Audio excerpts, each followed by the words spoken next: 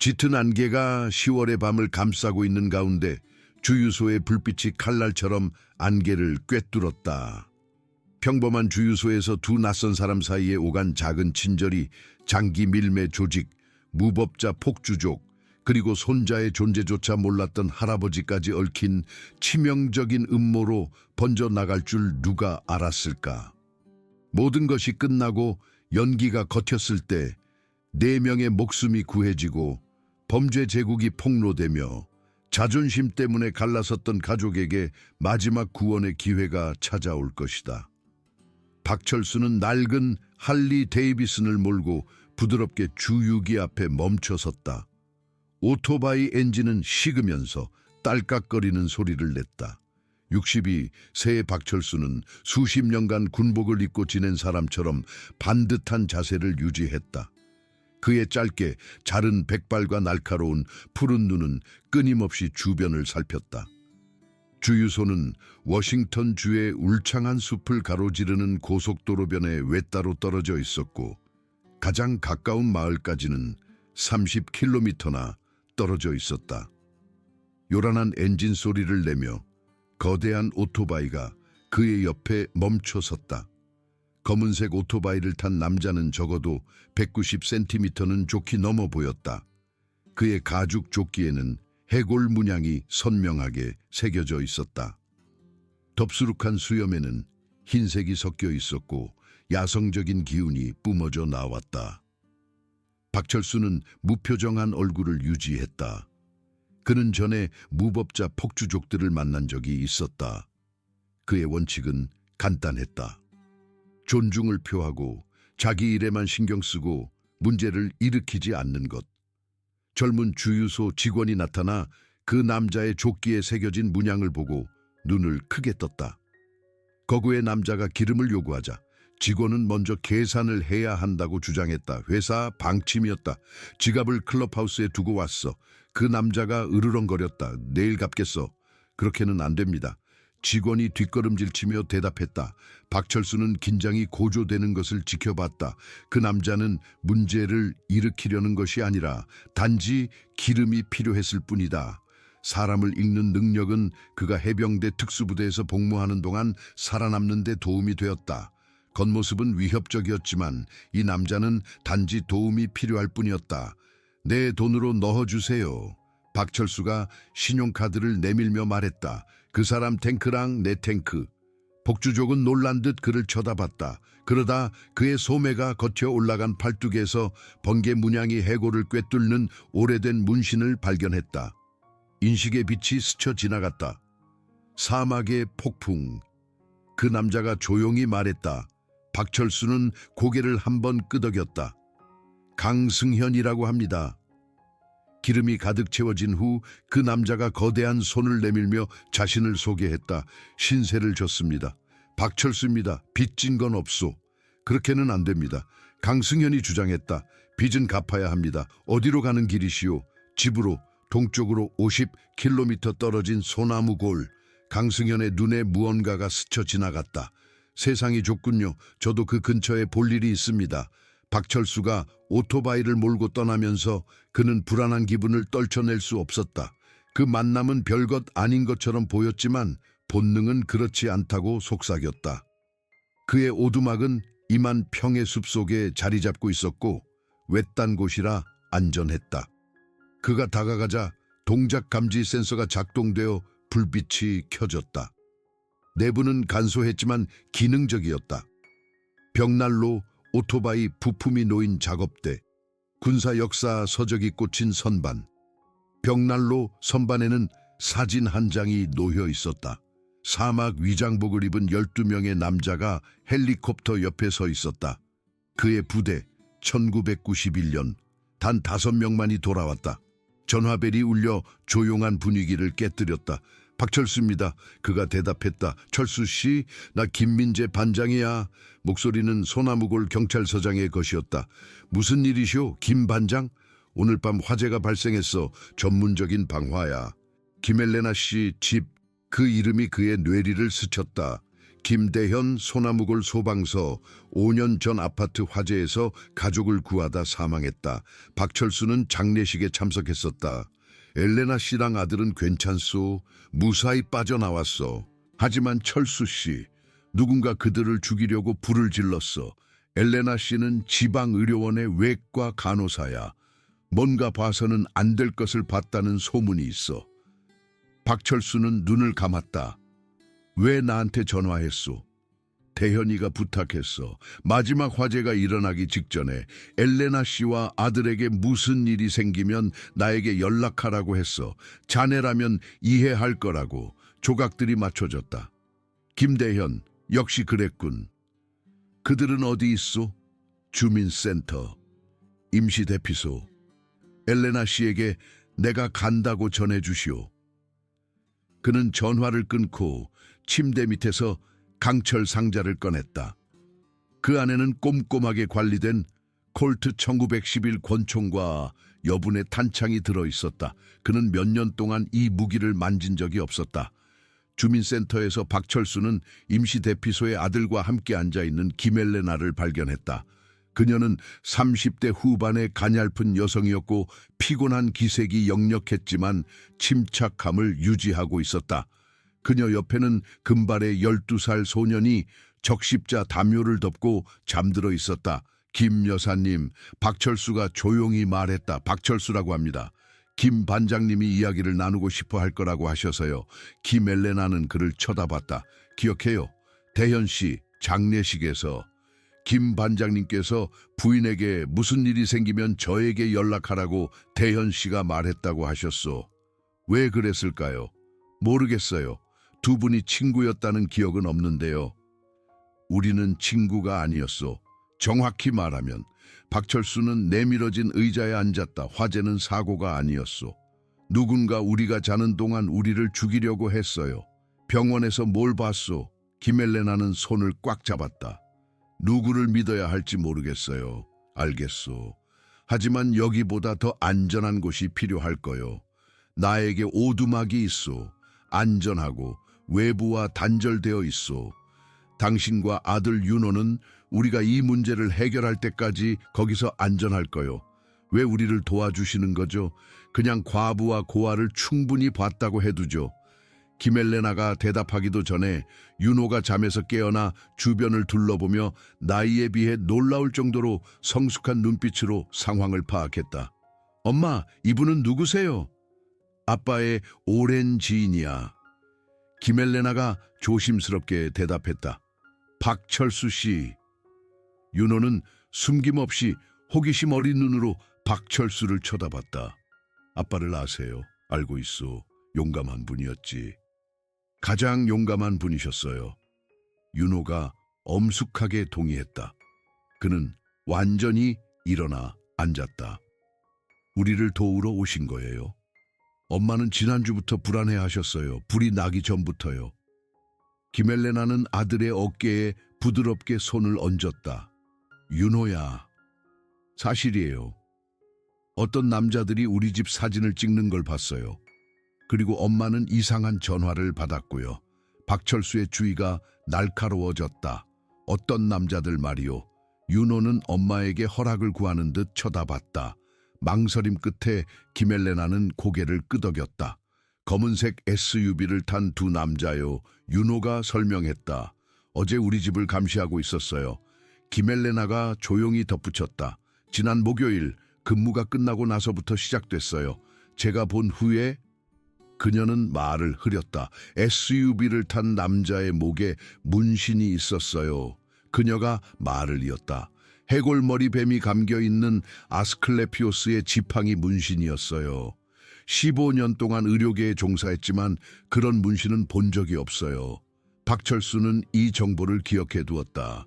그게 당신에게는 의미가 있겠군요. 마침내 김엘레나의 눈에 두려움이 드러났다. 제가 본 것이 생각보다 더 심각하다는 뜻이에요. 박철수가 대답하기도 전에 김민재 서장이 긴장한 얼굴로 나타났다. 지금 당장 그들을 이동시켜야 합니다. 순찰차가 수상한 차량을 발견했습니다. 같은 SUV 설명과 일치합니다. 몇 명이나 타고 있소? 최소 3명 무장하고 있습니다. 후문으로 호위할 준비를 하시오. 박철수가 지시했다. 나는 오토바이 소리가 밤을 찢었다. 한두 대가 아니라 여러 대였다. 헤드라이트 행렬이 나타났다. 나항승현이 선두에 서고 적어도 12명의 폭주족이 그의 뒤를 따랐다. 거대한 폭주족은 오토바이에서 내려 목적을 가지고 다가왔다. 박 선생. 그가 박철수에게 인사했다. 여기 있을 줄 알았소. 우연치고는 너무 심하군요. 우연이 아닙니다. 화재 소식을 들었습니다. 보호를 제공하러 왔습니다. 김엘레나 씨와 윤호 군을 위해서 말이오. 어떻게 알았소? 강승현의 눈은 진지했다. 김대현은 우리 중 하나였습니다. 윤호가 생기면서 클럽을 떠났지만 가족은 가족입니다. 동업자 정신이죠. 김민재 서장이 손을 무기에 얹은 채 앞으로 나섰다. 강 형사, 당신들은 여기서. 서장님, 강승현이 침착하게 말을 끊었다. 지금 동쪽에서 검은색 에스컬레이드가 3명의 무장한 남자들을 태우고 접근하고 있습니다. 우리 형제들은 엘레나 씨와 윤호가 살아나갈 수 있도록 돕기 위해 왔습니다. 박철수는 결정을 내렸다. 김 반장, 도움이 필요하오. 서장이 반박하기도 전에 그의 무정의에서 지직거리는 소리가 들렸다. 서장님, 검은색 에스컬레이드가 후문으로 막 도착했습니다. 3명의 남자가 자동소총으로 무장하고 내리고 있습니다. 강승현은 부하들에게 휘파람을 불었고 그들은 즉시 오토바이에서 내려 안장 가방에 손을 뻗었다. 총성이 주민센터 안에서 터져 나왔다. 박철수, 강승현, 김민재는 후문을 박차고 나가 2명의 경찰관이 제압당하고 3명의 전술 장비를 착용한 남자들이 김엘레나와 윤호가 있는 곳으로 접근하는 것을 발견했다. 박철수는 콜트 권총을 들어 올려 어깨에 총을 맞은 가장 가까운 공격자를 쓰러뜨렸다. 강승현은 왼쪽으로 우회했고 김민재는 지원을 요청했다. 자신들이 불리하다는 것을 깨달은 공격자들은 후퇴하기 시작했다. 한 명이 마지막으로 박철수에게 총을 쏘려고 몸을 돌렸다. 시간이 느리게 흘렀다. 박철수는 자신의 반사신경이 예전 같지 않다는 것을 알고 있었다. 총알은 강승현의 무기에서 발사되었다. 공격자는 쓰러졌다. 아직 녹슬지 않았어, 노인. 강승현이 말했다. 박철수는 부상당한 공격자를 제압하고 그의 손목에 새겨진 문신, 즉 해골 머리뱀이 감겨있는 아스클레피오스의 지팡이를 발견했다. 이 문양이 무슨 뜻이오? 박철수가 다그쳤다. 그 남자는 피를 토했다. 당신들은 이미 죽었어. 당신들 모두, 당신들은 당신들이 맞서 싸우고 있는 게 뭔지 몰라. 그 남자의 눈은 더 이상 반응하지 않았고 박철수가 더 캐묻기도 전에 생을 마감했다. 김엘레나는 윤호를 보호하듯 팔로 감싸 안고 나타났다. 그녀는 혼란스러운 상황을 둘러보고 강승현을 쳐다봤다. 아직도 그의 상징을 달고 있군요. 강승현은 고개를 끄덕였다.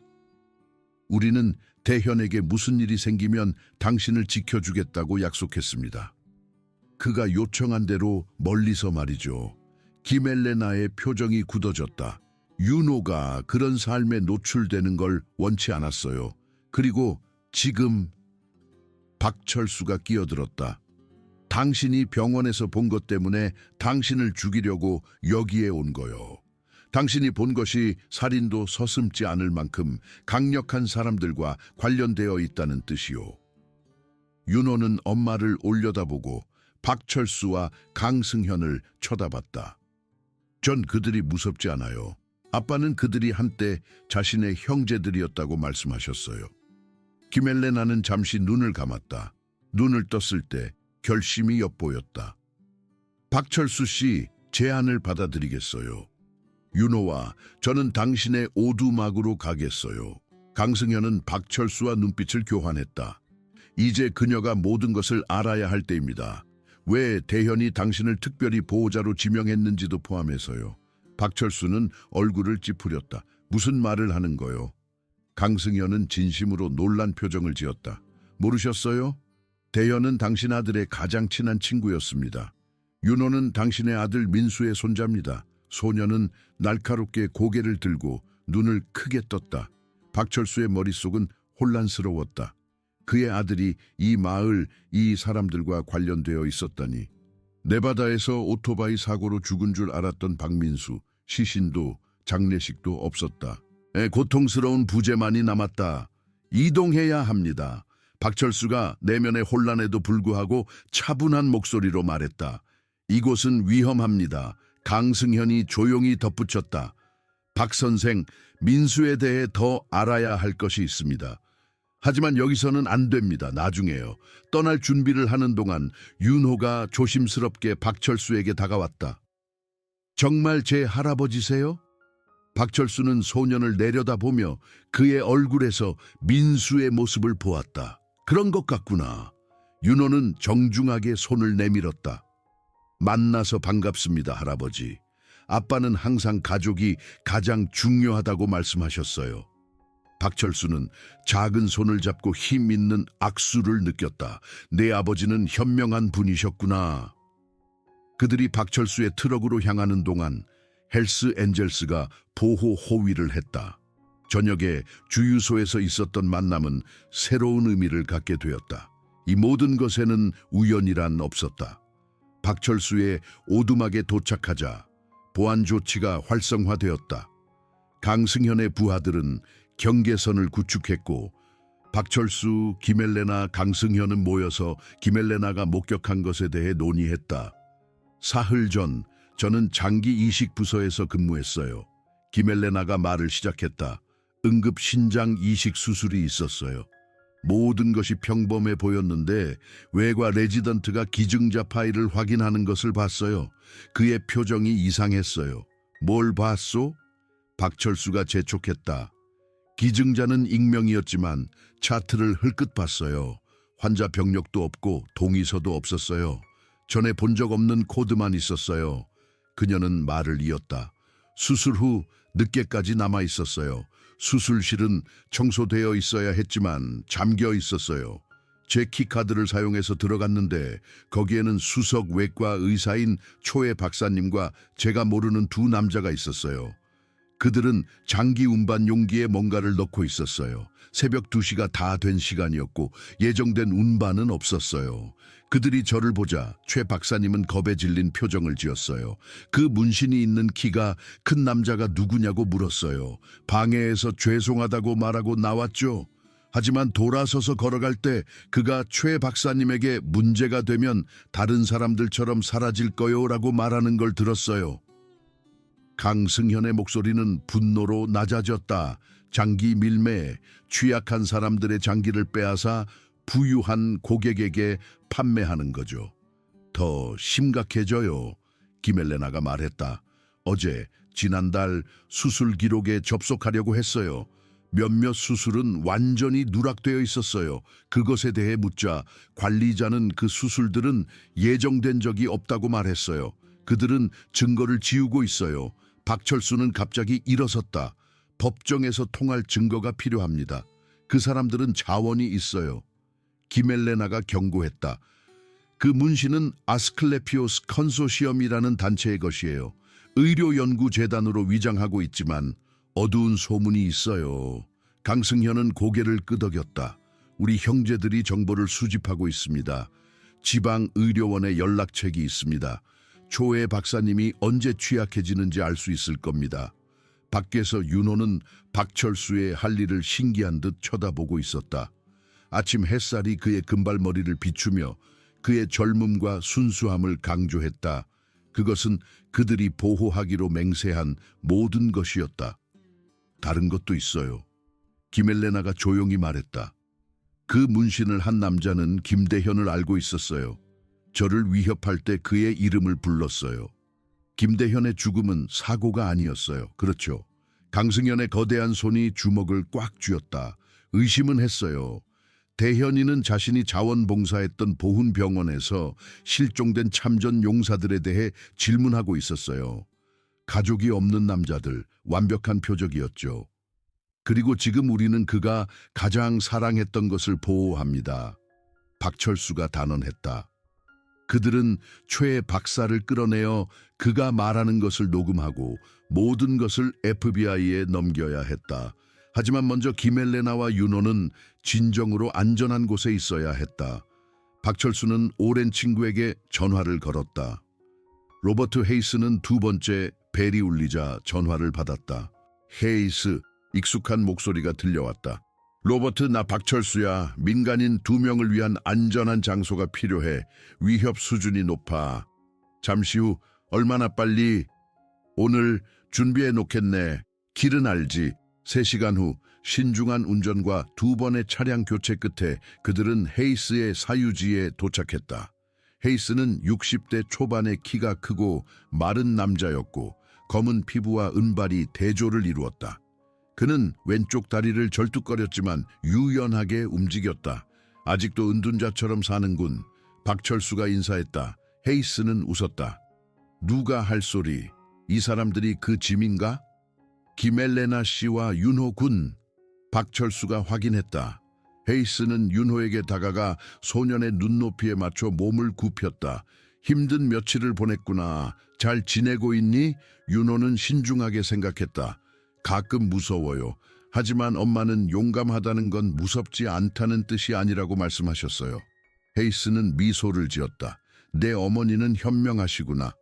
그는 몸을 펴고 김헬레나에게 말을 걸었다. 여사님, 제 보호 아래에 있는 동안에는 당신 아들에게 해가 가지 않을 겁니다. 약속드립니다. 김헬레나는 그를 신중하게 평가하고 단호하게 고개를 끄덕였다. 감사합니다. 그들을 정착시킨 후 헤이스는 박철수를 옆으로 데려갔다. 전화했을 때 그 아이가 민수의 손자라는 말은 안 했었지. 복잡해. 자네한테는 항상 그렇지. 민수에 관한 일이지, 그렇지? 그의 아들을 통해 잃어버린 시간을 보상하려고 하는 거. 박철수의 표정이 굳어졌다. 장기 때문에 사람들을 살해하는 범죄자들을 막는 일이야. 물론 그렇겠지.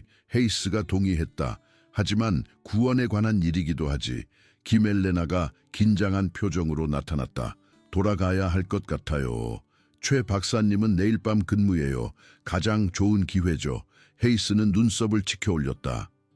민간인 지원군과 함께 장기 밀매범에게 맞설 계획인가? 그녀는 증인이야. 박철수가 설명했다. 뭘 봐야 하는지, 누가 연루되었는지 알고 있어. 그리고 그녀는 또한 그녀를 필요로 하는 아이가 있는 어머니이기도 하지. 헤이스가 지적했다. 김헬레나는 고개를 쳐들었다. 이건 내 싸움이기도 해요. 이 사람들이 내 남편을 죽였어요. 우리 집을 불태웠어요. 내 아들을 위협했어요. 저는 가만히 앉아있지 않을 거예요. 헤이스는 존경심을 담아 고개를 끄덕였다. 알겠네. 하지만 폭주족과 은퇴한 요원 1명 이상이 필요할 거야. 이 아스클레피오스 컨소시엄은 전문가 집단처럼 들리네. 연줄도 있고 전화할 시간을 12시간 주게. 관심 있어 할 다른 참전 용사들에게도 연락해 보겠네. 박철수는 생각했다.